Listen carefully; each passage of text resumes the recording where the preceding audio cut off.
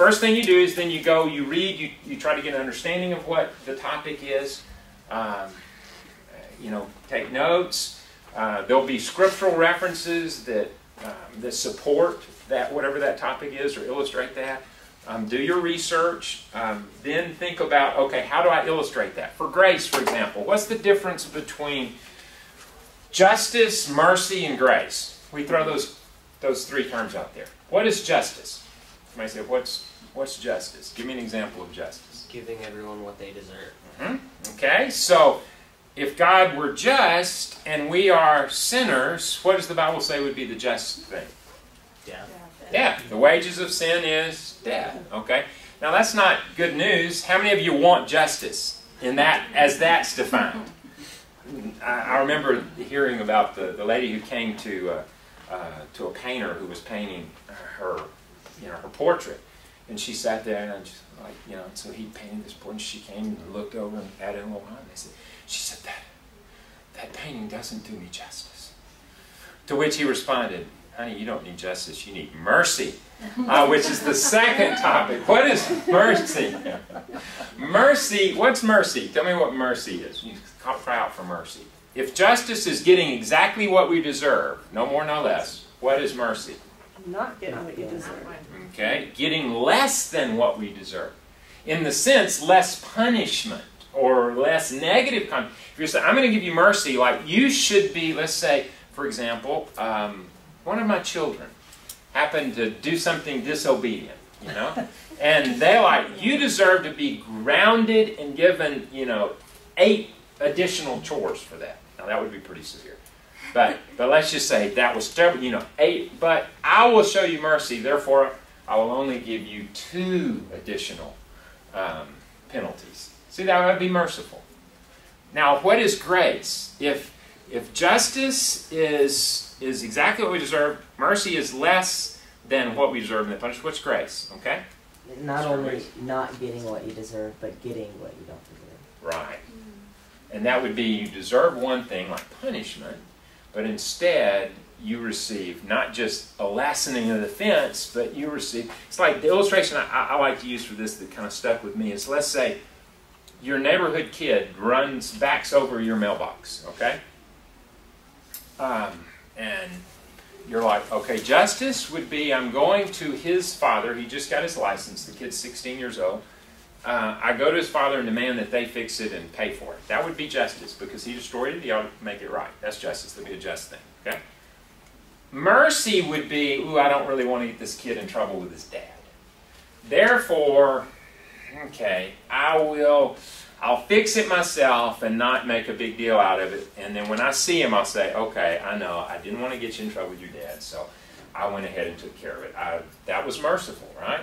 You might even say that was a little gracious. But gracious would be the kid who backed over your mailbox with his car. You also happen to know that perhaps things are not really good at home. Or perhaps as you hear his dad and his mom argue and yell and you know that you've heard that maybe divorce is impending. And so rather than, even being merciful, you say, hey, I fixed the mailbox. Hey, how are you doing? Hey, you want to go, you want to go to the ball game with us this weekend? And you do something nice for the kid, something totally undeserved. That's grace. So, in that sense, when the Bible says that salvation is a gift of grace, it means that God has given us something wonderful that we didn't deserve. And in fact, we deserve the opposite. But He gave us His love and His grace and His forgiveness. Okay? So, see what I'm saying? I mean, what I just gave were a couple of illustrations. But let's say you go to Bible.org, you get an understanding, okay, I think I know what grace is. I think I know I can contrast that with judgment. I can contrast that with mercy. Now, how can I illustrate it? And you'll find illustrations that are there.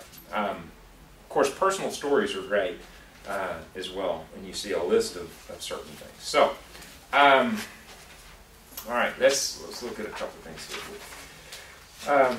And really, illustrations, until you understand a topic well enough that you can, or a subject well enough that you can do what I just did by way of illustrating it any number of different ways, or use several, then you really don't understand it.